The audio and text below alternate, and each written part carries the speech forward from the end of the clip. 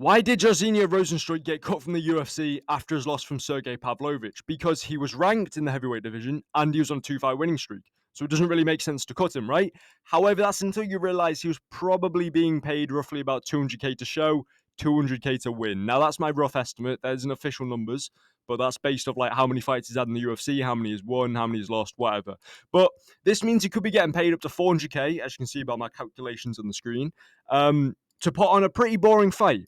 And he wasn't really much of a fan favorite. And on top of that, he did also lose to Sergey Pavlovich, which basically cuts him out of winning any, getting within the top five and challenging for a title shot, which means they'll just be paying him 400k to show up and fight heavyweight bums, pretty much.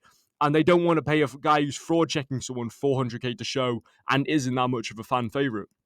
And it comes down to supply and demand. He isn't bringing in the numbers to, really justify his 400k, or doing stuff for the company to justify his wage slip. Now, obviously, that is pretty cutthroat, but that is just the nature of the business as a whole.